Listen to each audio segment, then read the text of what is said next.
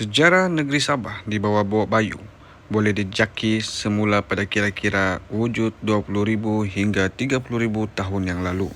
Seperti yang dibuktikan oleh alatan batu dan sisa makanan yang ditemui oleh penggalian di sepanjang kawasan Teluk Darvel di Gua Madai, Batu Rong berhampiran Sungai Tingkayu. Penduduk terawal di kawasan itu yang berbangsa etnik Idahan dianggap serupa dengan orang asli Australia dan peradaban Taiwan. Pada tahun 2003, ahli arkeologi menemui lembah Mansuli di daerah Lahad Datu juga merupakan kawasan etnik Idahan yang bermula sejak sejarah Sabah hingga 235,000 tahun yang lalu. Tapak arkeologi di Bukit Tengkorak di daerah Sempurna terkenal sebagai tapak pembuatan tembikar terbesar pada zaman Neolitik Asia Tenggara. Sejarah Sabah juga termasuk dalam sejarah Brunei dan sejarah Malaysia yang sebelum ini merupakan sebahagian dari Brunei dan kini Malaysia. Sejarah terawal yang direkodkan di Sabah ketika tamadun bermula adalah pada abad ke-15 ketika era Kesultanan Brunei. Sebelum ini, penduduk awal hidup dalam masyarakat yang berpuak dan puak-puak ini terus wujud sehingga abad ke-19. Bahagian timur negeri Sabah telah diserahkan kepada Sultan Sulu oleh Sultan Brunei kerana membantu menewaskan musuh dalam Perang Saudara Brunei 1665 hingga 1673. Namun, banyak sumber mengatakan ianya tidak pernah diserahkan kepada Kesultanan Sulu kerana tentera Sulu tidak turut serta dalam perang tersebut dan dinyatakan dan dikatakan hanya tiba ketika peperangan telah tamat. Tetapi Sultan Sulu tetap menuntut bahagian timur negeri Sabah itu dari Sultan Brunei yang dipimpin oleh Sultan Muhyiddin. Sehingga sekarang pun masih dituntut walaupun Sabah telah menjadi negeri dalam Malaysia, Sabah juga adalah diduduki kaum pertama Dusun, Kadazan dan Murut. Asal usul nama Sabah. Asal usul nama Sabah dipercayai berasal daripada sejenis tanaman iaitu pisang yang dikenali sebagai pisang Sabah, iaitu sejenis buah pisang yang dipanggil saing Sabah atau sapa oleh masyarakat tempatan yang sangat popular. Pisang ini banyak ditanam di sepanjang pantai barat Sabah sebagai sumber makanan. Pisang Sabah juga dikenali sebagai jabah oleh masyarakat Bajau di negara tersebut. Kini, pisang Sabah lebih dikenali sebagai pisang menurun. Nama Sabah pertama kali digunakan pada abad ke-15 oleh para pedagang yang mengembara di antara Kepulauan Borneo Utara hingga Kepulauan Sulu di selatan Filipina. Kesimpulannya, nama Sabah telah pun digunakan sejak sebelum kedatangan syarikat berpiagam Borneo Utara dan British lagi. Dalam peta Portugis Melaka 1604, Kota Kinabalu disebut sebagai api-api. Setelah negara Sabah diambil alih oleh syarikat berpiagam Borneo Utara, nama Sabah telah ditukar kepada Borneo Utara secara rasmi pada tahun 1881. Walau bagaimanapun, nama Sabah kembali digunakan pada tahun 1963 ketika pembentukan Malaysia. Catatan puisi Jawa Negara Keteragama yang dikarang oleh Prapanca pada tahun 1365 menyebut Sabah sebagai seludang. Dalam catatan Marco Polo sewaktu beliau singgah di Borneo, Sabah ketika itu dikenali sebagai Burni yang mungkin merujuk kepada Brunei. Sejarah awal Sabah sebelum abad ke-16, Sabah mempunyai pemerintahan beraja menyebabkan sistem pemerintahan di Sabah terbahagi kepada tiga, iaitu sistem politik kesukuan, sistem politik kesultanan dan sistem politik ketua bebas. Pada kurun ke-5 hingga ke-15, Kesultanan Brunei pada waktu sebelum abad ke-10, kawasan yang kini dikenali sebagai Sabah, Brunei dan Sarawak adalah berpusat pada Kerajaan Brunei dan Kerajaan Brunei juga merupakan pusat perdagangan dengan China. Wilayah ini sebaliknya dipengaruhi oleh dua kuasa besar pada waktu itu, iaitu Sriwijaya di Sumatera dan kemudian Majapahit di Jawa. Bagaimanapun, pada awal abad ke-15, Empayar Melaka di bawah pemerintahan Parameswara telah menyebarkan pengaruhnya dan seterusnya mengambil alih perdagangan Brunei. Perubahan ini menyebabkan agama Islam tersebar di wilayah Brunei oleh pedagangnya pada akhir abad ke-15. Kejatuhan Melaka ke tangan Portugis pada tahun 1511 telah menyebabkan Sultan Brunei mengambil alih kepimpinan Islam dari Melaka. Semasa pemerintahan Sultan Bolkiah, kerajaan Brunei telah memperluaskan pengaruhnya ke utara hingga ke Luzon dan Sulu serta di sebelah selatan dan barat Borneo. Kecuali dari Eropah, pendatang asing yang berurusan dengan Sabah tidak meninggalkan sebarang rekod bertulis tentang kegiatan mereka di kawasan ini. Penduduk tempatan juga tidak memiliki sebarang rekod bertulis kecuali sejarah dan tradisi lisan mereka. Pada 600 tahun Masihi, orang-orang Cina telah datang untuk membuat perdagangan dan hubungan diplomatik dengan Borneo Utara. Rekod sejarah Brunei Annalas, telah merakamkan tentang penempatan mereka di kawasan Kinabatangan. Bukti-bukti arkeologi yaitu seramik yang ditemui di Borneo Utara menunjukkan bahawa orang-orang Cina ada menjalankan perdagangan secara bertukar barang, yaitu sistem barter antara seramik orang-orang Cina dengan rempah ratus dari penduduk tempatan. Sekitar 1609, putera bungsu Sultan Muhammad Hasan, Sultan Brunei ke-9 yang bernama Pangeran Shah Bandar Maharaja Lela atau Raja Bongsu telah dihantar ke Sulu untuk menggantikan mamandanya Sultan Batara Shah Tengah, Pangeran Tindik, Ibni Sultan Budiman Ul Halim yang lindung tanpa zuriat. Sultan Batara Shah Tengah ini adalah saudara kepada bonda Raja Bongsu yang bernikah dengan Sultan Muhammad Hasan. Sebagai bukti Raja Bongsu ini adalah berdarah dari keluarga di Raja Brunei, beliau telah membawa bersama simbol diraja yang dipanggil Sepong Janggi, panggilan di Brunei dan Pulau Janggi, panggilan di Sulu. Raja Bongsu ini menaiki tahta Kesultanan Sulu pada 1610 hingga 1650 dengan gelaran Sultan Mawalil Wasid. Simbol diraja baginda ini telah diamanahkan disimpan oleh pewaris kedua Kesultanan Sulu, keluarga Maharaja Adinda Kesultanan keturunan Sultan Bantilan Muizuddin Ibni Sultan Badaruddin I.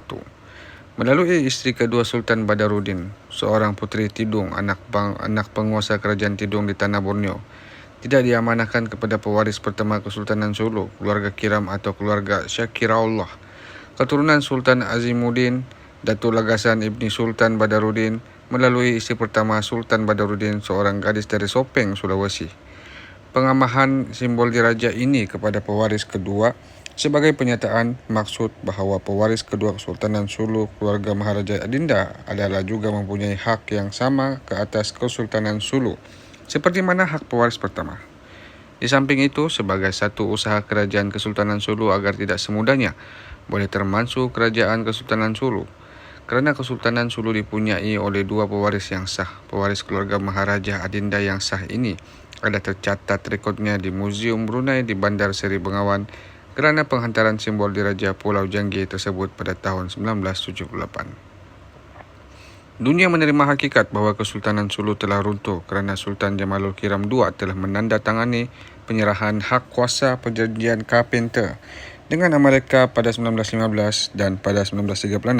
Sultan Jamalul Kiram II telah mangkat dan tiada meninggalkan waris. Namun dunia terlupa yang Kesultanan Sulu tidak mengamalkan generasi penerus linear pattern dalam amalan kenaikan ke atas takhta Kesultanan Sulu.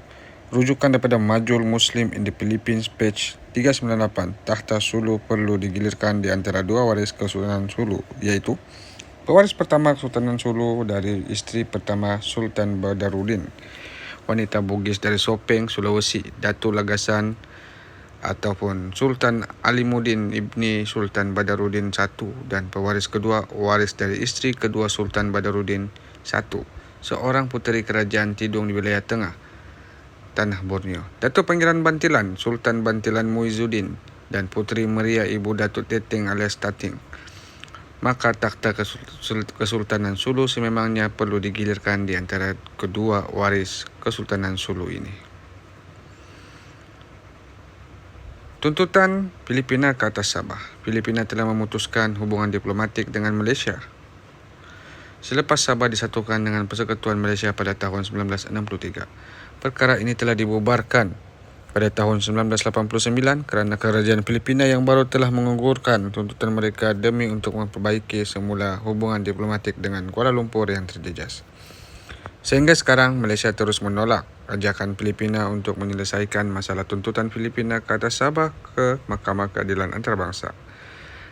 Lanjutan daripada itu, Sabah melihat isu tuntutan ke atas Sabah untuk dibawa ke Mahkamah Keadilan Antarabangsa yang dibuat oleh pemimpin Moro Filipina iaitu Nur Maisuri sebagai bukan isu, maka tuntutan tersebut tidak diendahkan.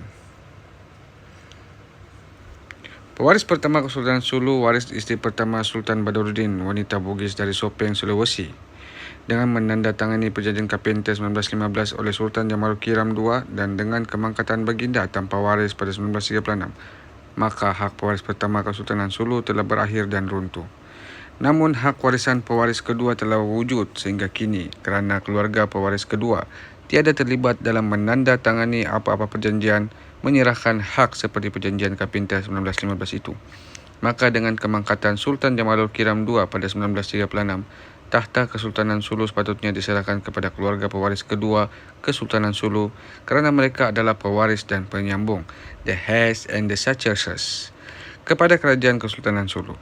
Maka itu lambang pusaka diraja Kesultanan Sulu Pulau Janggi 1/3 keratan buah benih kokoh, demer dan tanduk Datuk Teteng alias Tating sekian lamanya telah diamanahkan disimpan oleh keluarga pewaris kedua ini sahaja dan bukannya oleh pewaris pertama. Ini sebagai bukti fizikal yang sahih bahawa pewaris kedua mempunyai hak Kesultanan Sulu sebagaimana hak pewaris keluarga pertama Kesultanan Sulu.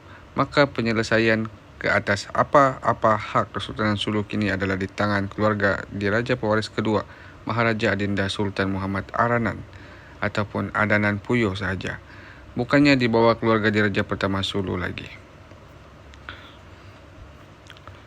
Pada 1521 hingga 1890, kedatangan pendatang Eropah Antonio Pigafetta, seorang penulis sejarah Ferdinand Magellan, tiba di Brunei dan telah disambut secara besar-besaran.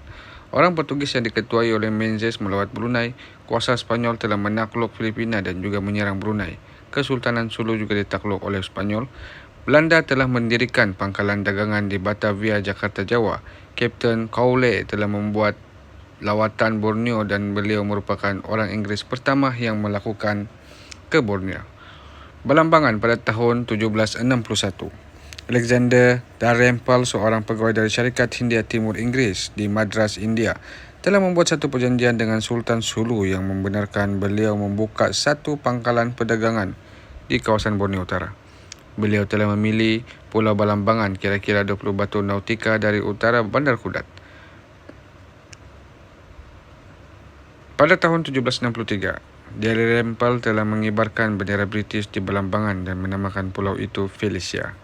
Kemudian seorang pegawai iaitu John Herbert dihantar untuk mendirikan penempatan di Felicia ataupun Balambangan. Namun begitu, penempatan ini menghadapi masalah sejak ia dimulakan. Kepincangan urusan pentadbiran, rompakan di laut dan kemusnahan kebakaran telah membawa kehancuran kepada pangkalan dagangan ini pada akhir 1775. Satu usaha untuk menyusun semula pangkalan ini telah dilakukan pada 1803 oleh General Governor India Lord Arthur Wellesley melalui pegawainya Robert J. Farquhar, residen di Amboina. Dalam usaha ini, Felicia telah dijadikan stesen ketenteraan, tetapi usaha tersebut gagal dan stesen ini ditinggalkan pada November 1805. Perhatian British kemudian beralih kepada kawasan lain di gugusan Pulau Melayu. Manakala Labuan, minat British terhadap Borneo Utara dihidupkan semula selepas tempoh 40 tahun, khususnya Labuan, sebuah pulau yang terletak di sebelah barat Laut Borneo. Pada 1844, James Brooke berunding dengan Sultan Brunei tentang penyerahan Pulau Labuan untuk digunakan oleh British sebagai tempat melombong batu arang di samping menjadikan satu pangkalan untuk membenteras kegiatan lanun serta meningkatkan perdagangan. Pada 18 Disember 1846, satu perjanjian telah ditandatangani yang menyebabkan Pulau Labuan dan pulau-pulau kecil yang berhampiran diserahkan buat selamanya oleh Sultan Brunei, Sultan Omar Ali Saifuddin II kepada pihak British. Brooke telah menjadi Gubernur Labuan yang pertama dan Konsul Besar di Borneo.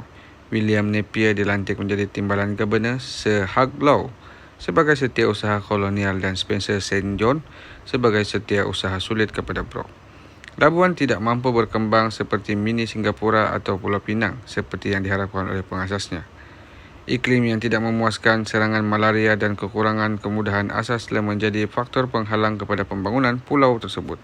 Rentetan sejarah Labuan boleh dilihat daripada pelbagai perubahan pentadbirannya. Pada tahun 1890, Labuan telah diletakkan di bawah pentadbiran Syarikat Berpiagam Borneo Utara British.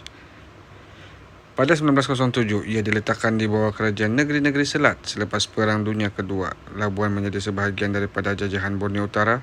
Kemudian pada 16 April 1984, Labuan telah menjadi sebahagian daripada wilayah Persekutuan Malaysia.